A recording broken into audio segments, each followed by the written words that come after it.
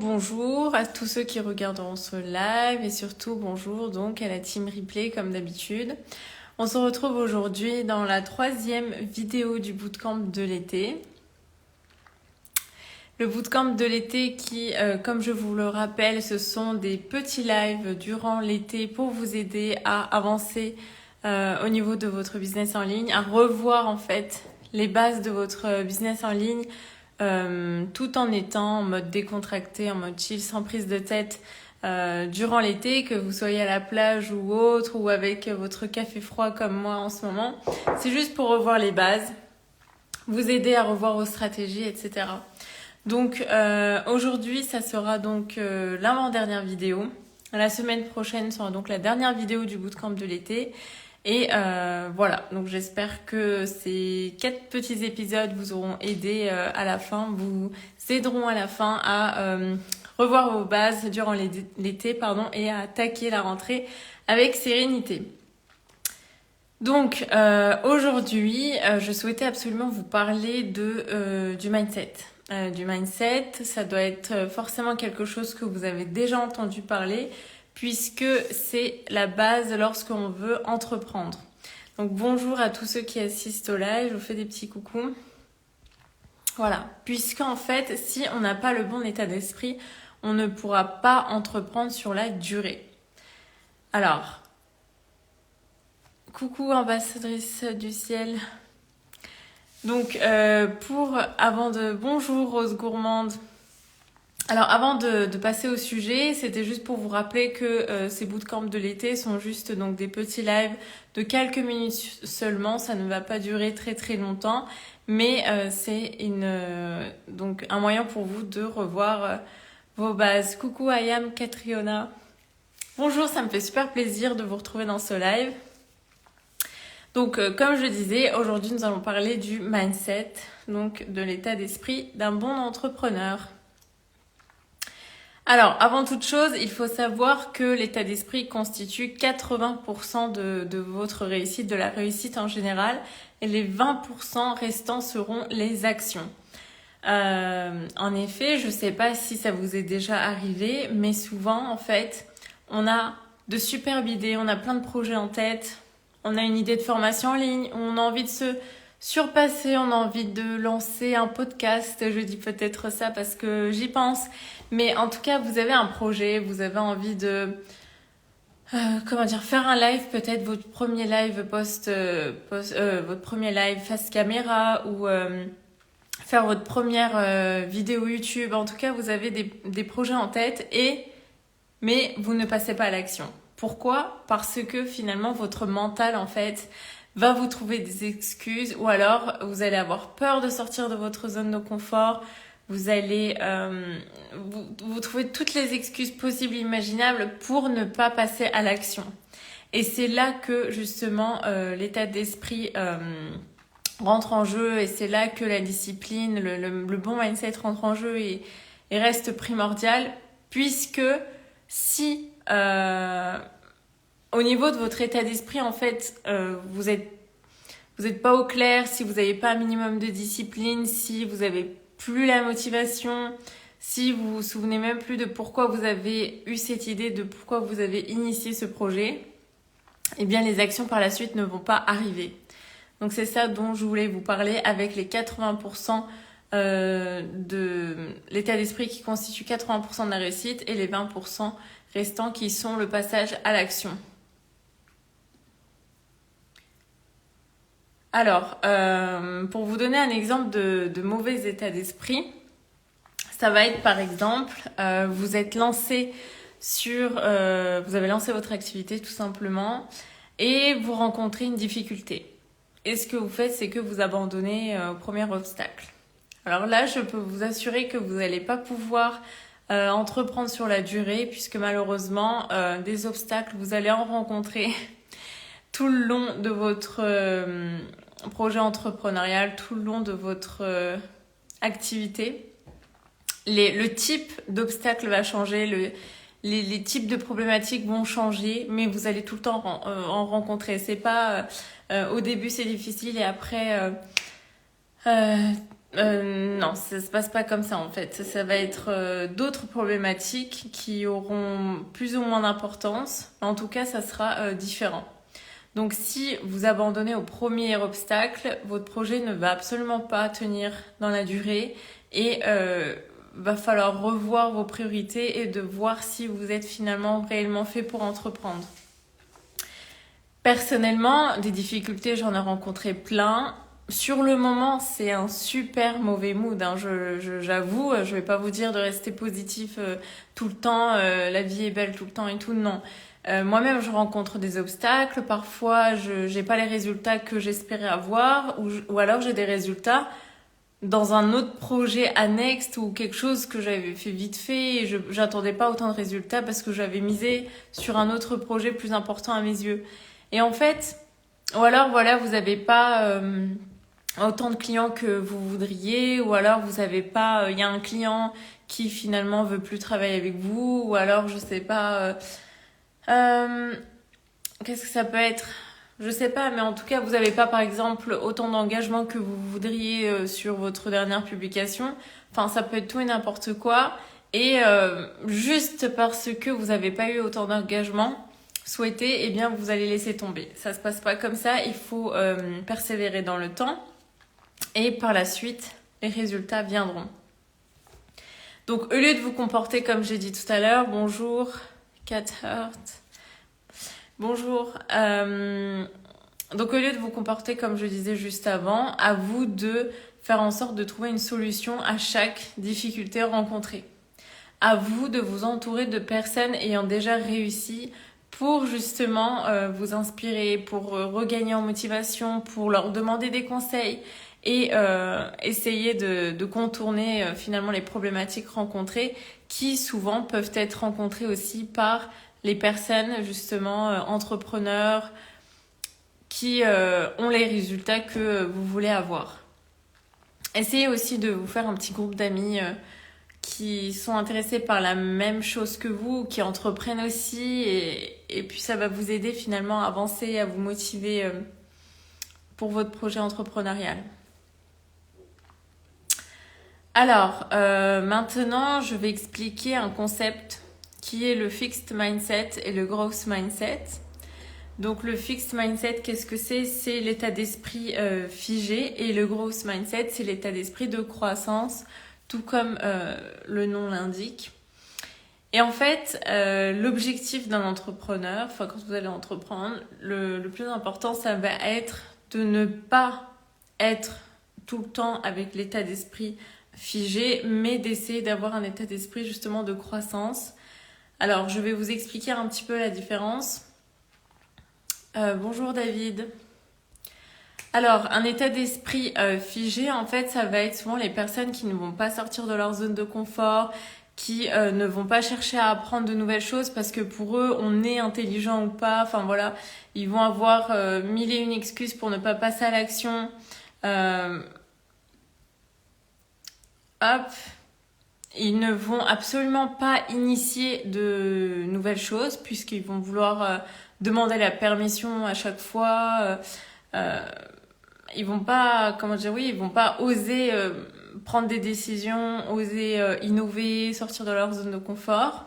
Ça va être aussi des personnes qui sont incapables de supporter la critique.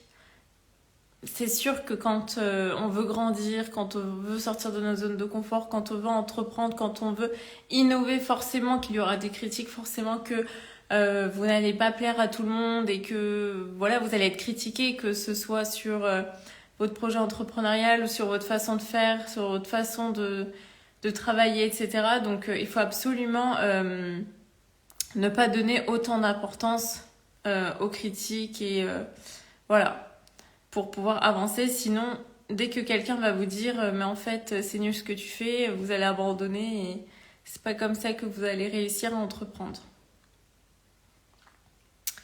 Contrairement donc au fixed mindset, il y a le growth mindset, donc comme je disais, l'état d'esprit de croissance. Et en fait, là, ce sont des personnes qui vont aimer se challenger, qui vont aimer les défis pour justement grandir, sortir de leur zone de confort. Mais aussi, ça va être un moyen de euh, de rencontrer de nouvelles opportunités. C'est ce qui fait que, bizarrement, vous l'aurez sûrement remarqué, quand on sort de sa zone de confort, qu'on fait quelque chose qui nous fait peur, bizarrement, tout de suite, on a de nouvelles opportunités.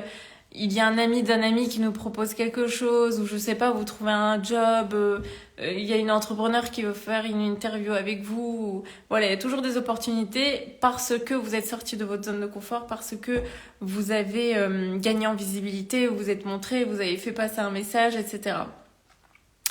Alors, la critique forge le caractère de vouloir aller plus loin. Exactement, mais ça va dépendre des personnes. Il y a des personnes qui vont tout de suite abandonner, ne supportant pas la critique, et d'autres qui finalement vont tout donner pour prouver aux autres de quoi eh bien, ils sont capables. Alors, au niveau de l'état d'esprit de croissance, il faut donc aussi accepter les critiques et avancer malgré tout. Il faut aussi se dire que tout s'apprend dans la vie. On n'est pas plus bête qu'une autre personne. Si il vous manque une compétence, il vous manque une connaissance, ce que vous allez faire, c'est tout de suite vous faire accompagner, acheter une formation, suivre des cours, lire des livres, je sais pas, mais faire quelque chose et passer à l'action, puisque vous saurez que c'est pas grave en fait. S'il vous manque une connaissance, eh bien vous allez l'apprendre, et puis ça prendra le temps que ça prendra, mais vous savez que c'est possible. Et pas dire ah mais de toute façon j'ai pas fait les bonnes études, de toute façon je sais pas le faire et c'est pas pour moi, et abandonner au moindre petit obstacle. C'est pas comme ça que votre projet va aboutir et que vous allez développer votre activité.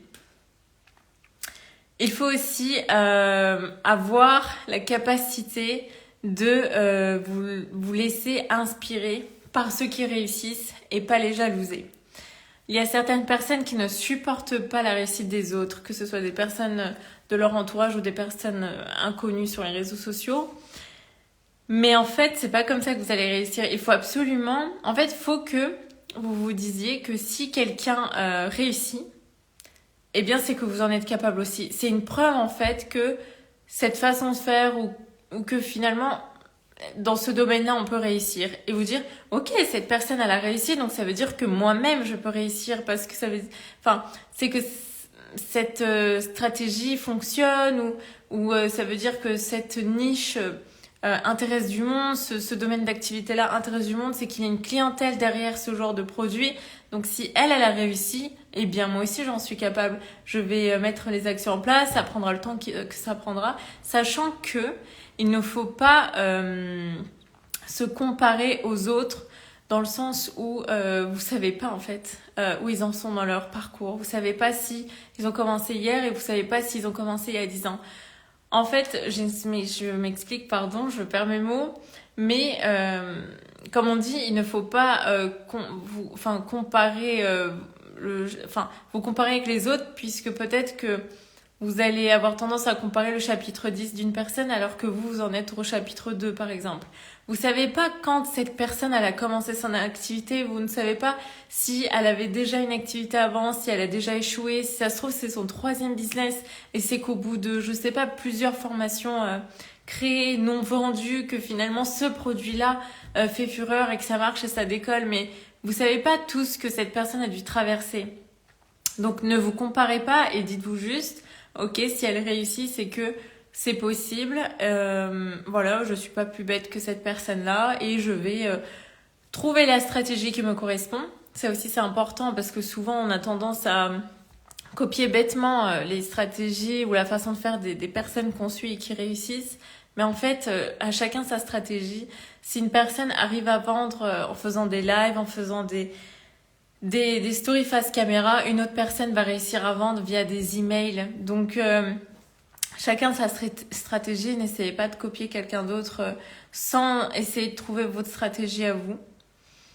Et donc les personnes qui auront l'état d'esprit aussi de croissance, ce sont des personnes qui vont prendre l'échec comme une occasion de grandir.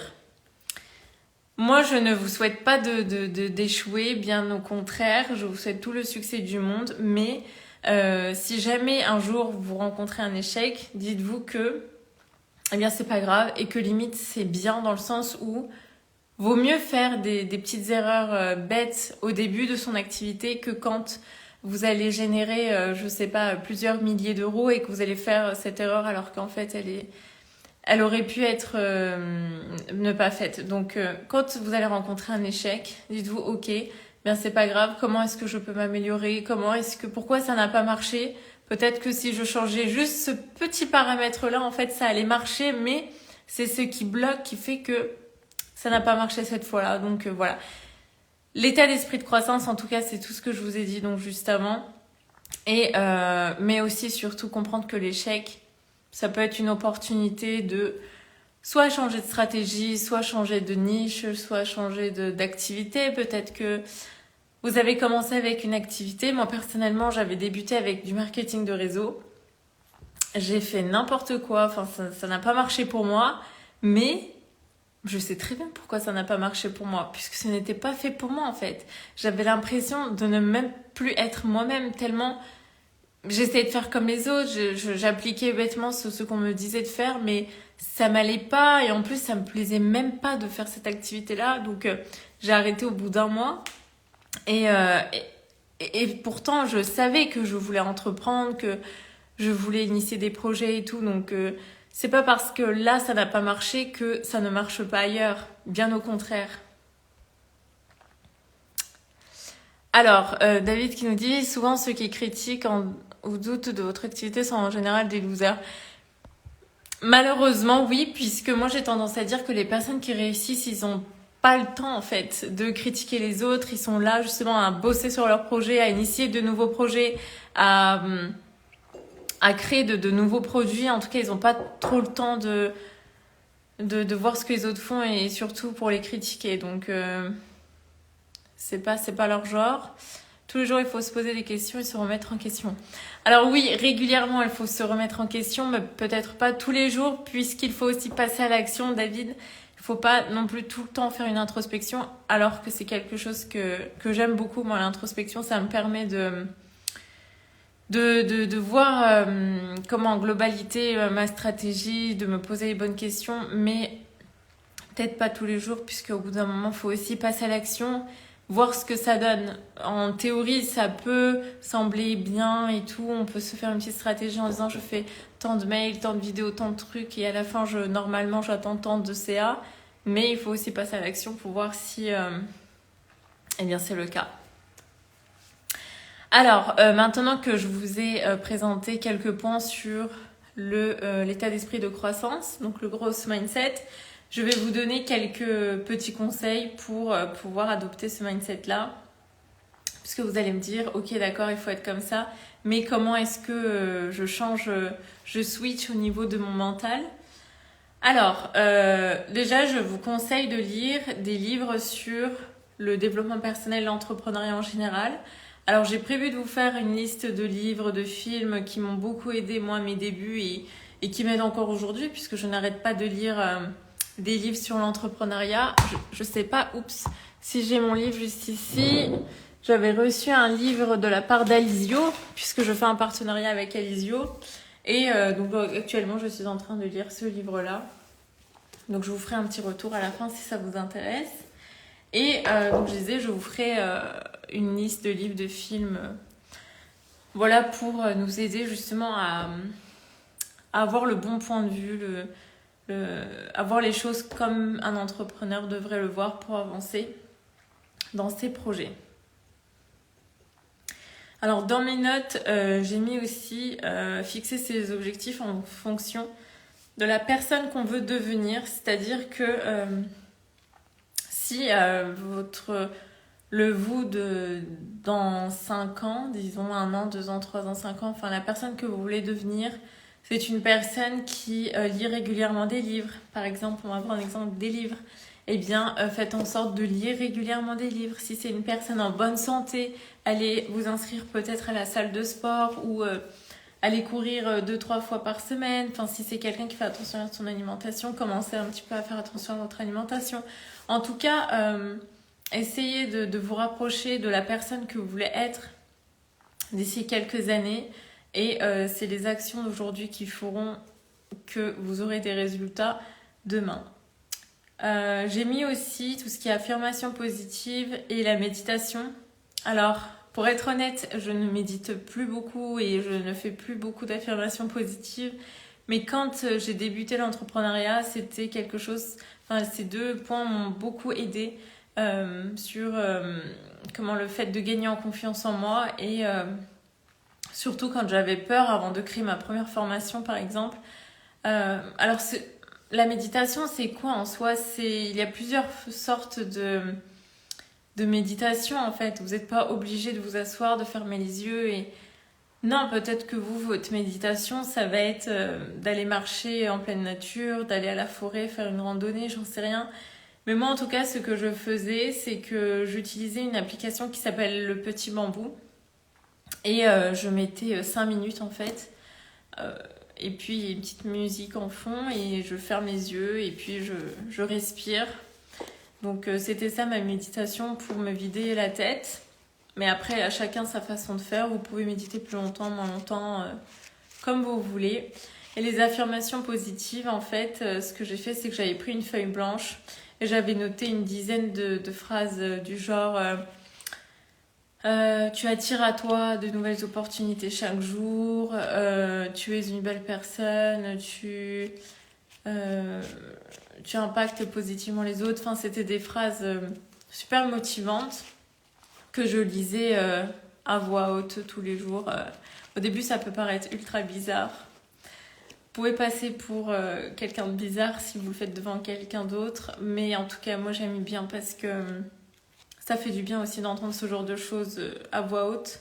Ça nous motive en fait. Donc voilà.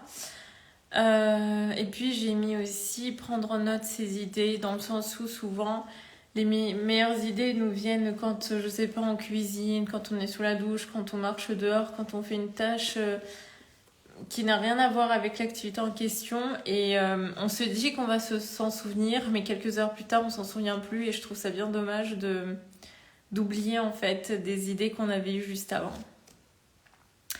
L'application Calm est sympa. Je ne connais pas du tout, j'en ai déjà entendu parler de cette application, mais je ne l'ai pas utilisée, donc je ne sais pas ce que ça donne. Mais si tu me dis que c'est sympa, c'est que ça doit l'être. Et trouver sa méthode qui marche exactement. À chacun sa méthode. L'histoire de à chacun sa méthode, justement, c'est quelque chose sur lequel on travaille lors de mon accompagnement dans mon programme Reveal. C'est-à-dire que, comme je vous l'ai déjà expliqué dans d'autres lives, dans mon accompagnement, il y a une partie introspection, une partie business. Une partie introspection, pour revoir tout ce qui est qualité, compétences, connaissances, voir ce qui peut être utilisé dans la création d'un business. Et bien évidemment aussi dans la création de votre stratégie, puisque l'objectif, c'est de créer un business aligné avec votre personnalité. Tout comme je le précise dans ma communication. Alors, j'ai noté également le pourquoi, dans le sens où, en fait, la raison pour laquelle vous allez entreprendre, ou les raisons pour lesquelles vous allez entreprendre, votre pourquoi, peut vous aider à adopter le growth mindset, donc l'état d'esprit de croissance, puisque si c'est quelque chose d'assez important pour vous, d'assez fort, croyez-moi que vous allez passer à l'action. Si c'est juste, je pense notamment aux étudiants peut-être, enfin si c'est juste pour gagner quelques centaines d'euros par-ci par-là, avoir un peu d'argent de poche, vous allez peut-être passer à l'action, mais pas plus que ça.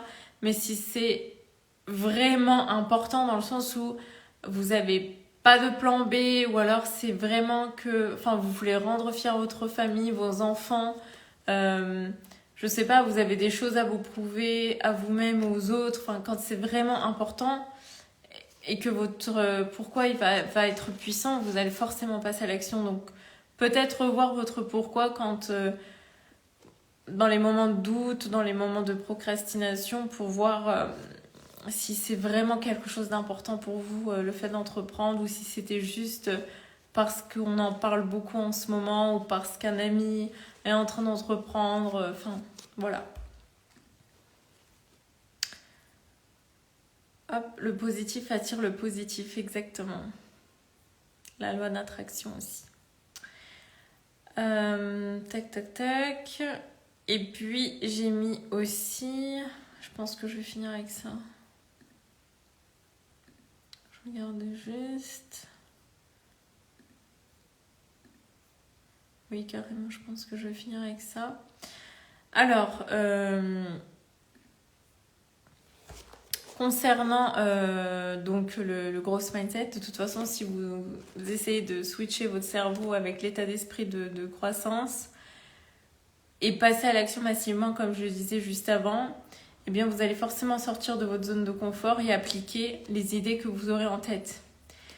Comme je disais, le fait d'avoir des idées, c'est bien, mais le plus important, c'est de passer à l'action. Donc, et de tester.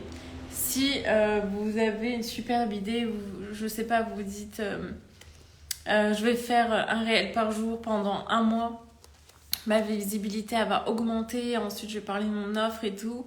Sur papier, ça a l'air cool et ça a l'air faisable, hein. C'est un bon moyen d'ailleurs de gagner en visibilité, mais ça ne marche pas toujours. Parfois, peut-être les choix de musique que vous aurez fait, l'horaire à laquelle vous allez publier votre réel ou d'autres facteurs externes vont faire que votre challenge ne va pas vous apporter autant de visibilité que vous l'aurez souhaité au début. Donc le but, c'est de passer à l'action. Pareil, vous avez peut-être une superbe idée de produit en ligne, superbe formation, on va faire ça, ça, ça, il y aura autant d'heures de coaching, voilà, le prix sera tant, et puis ensuite on va faire ci et ça. Mais si vous ne le testez pas, en fait, vous n'allez pas savoir s'il y a un réel marché en face. Si il y a des personnes qui attendent ce genre de produit, qui sont prêts à acheter ce genre de produit, si la valeur ajoutée de votre offre se perçoit bien, si ça donne envie, si ça marche, si c'est bien, comme on dit, si au travers de votre accompagnement, vous amenez bien la personne d'un point A à un point B. Enfin, il faut tester. Donc, avoir des idées, c'est bien, mais le passage à l'action reste le plus important. Concernant tout ce qui est échecs, donc on en a parlé tout à l'heure, les échecs restent un apprentissage et ça nous permet finalement de savoir ce qui marche pour nous, ce qui ne marche pas pour nous, sachant que quelque chose qui n'a pas marché peut très bien être impacté par des facteurs externes et si vous remettez dessus quelques jours après, quelques mois après, peut-être que ça va marcher. Enfin, il y a des choses qu'on ne contrôle pas, donc voilà. Tirez-en des leçons, mais faut pas que ça vous freine dans votre projet entrepreneurial. Et j'ai mis se former régulièrement dans le sens où la connaissance conduit vers le succès. Formez-vous régulièrement, que ce soit des livres, des accompagnements en ligne, même des amis en fait. Formez-vous un groupe d'amis d'entrepreneurs ou de personnes intéressées comme vous par l'entrepreneuriat et vous allez voir que ça va vous aider même pour vous former puisque un ami à vous va sûrement apprendre quelque chose et va le partager avec vous. Vous allez forcément lire un livre, apprendre quelque chose, je sais pas, et le partager à votre tour. Donc ça va vous aider à vous former finalement autrement, mais ça va vous aider dans votre projet entrepreneurial. Donc on arrive maintenant à la fin de cet épisode du bootcamp de l'été. En tout cas, moi j'adore faire ces petits lives avec vous. Hop, coucou. Ça me permet de partager des connaissances tout en étant dans un cadre décontracté. Pareil, hein, moi je vous dis de pas prendre la tête, mais je me prends pas la tête non plus, ça fait du bien. C'est l'été. Personnellement, je prends le temps de revoir ma stratégie, je prends le temps de voir ce que j'ai envie de faire. Par exemple, là, j'aimerais bien me lancer un ou deux challenges pour le mois d'août. Soit un réel par jour pendant un mois, soit je me mets au podcast, ou alors je fais les deux, je sais pas, mais j'ai envie de me challenger. Donc voilà, prenez le temps de revoir les bases, vos stratégies, et puis préparer la rentrée en toute sérénité. Alors pour finir, David nous dit « Beaucoup ont des idées mais resteront sur papier car ils ne sortiront jamais de leur zone de confort exactement. » Et le pire dans tout ça, c'est quand on a une idée mais que on passe pas à l'action parce qu'on est encore là à se poser 36 000 questions et qu'on voit quelqu'un d'autre mettre en action votre idée sur, je sais pas, sur Insta, sur les réseaux sociaux. Enfin, vous voyez qu'en tout cas, votre produit existe. Ou alors quelque chose qui ressemble fortement à votre produit. Et là, vous vous mordez les doigts puisque vous vous dites, ok, bah, j'avais eu cette idée peut-être plusieurs mois avant, mais je suis pas passée à l'action. Donc, cette personne s'est fait plaisir. Et voilà. Après, je ne dis pas que il ne faut plus créer un produit qui a déjà été créé puisqu'il y a d'autres facteurs qui rentrent en jeu. Mais c'est sûr qu'on s'en veut. Donc, quand vous avez une idée, dites-vous que c'est un peu une bénédiction dans le sens où vous avez une idée, quoi. Vous avez quelque chose qui germe. Donc, à vous de passer à l'action et de récolter ensuite tout ce que vous aurez à récolter. Donc voilà, on termine le live maintenant. Juste pour finir, je voulais vous parler de mon accompagnement qui va rouvrir les portes très rapidement. Donc comme je disais tout à l'heure, c'est mon programme d'accompagnement Reveal. Alors pourquoi Reveal justement, qui veut dire se révéler en anglais? Puisqu'il y a une partie introspection et une partie business. La partie introspection, on fait le point sur vos qualités, vos compétences, vos connaissances. J'apprends à mieux vous connaître en fait et en utilisant différents outils, des outils plus scientifiques, plus dans le dur et des outils un peu plus spirituels comme le Human Design. Et dans la partie business, on revoit toutes les stratégies marketing, de communication, la création d'offres, etc., la vente, mais tout en adaptant tout ça à votre personnalité et à vos compétences, à vos connaissances pour en faire un business aligné avec votre personnalité, tout simplement. Donc si jamais l'accompagnement vous intéresse, je vous laisserai candidater via le lien qui se trouve dans ma bio sur Instagram. En tout cas, je vous souhaite beaucoup de succès. Si vous avez des questions, n'hésitez pas à m'écrire sur Instagram, je reste également disponible. Et je vous souhaite une très très belle fin de journée.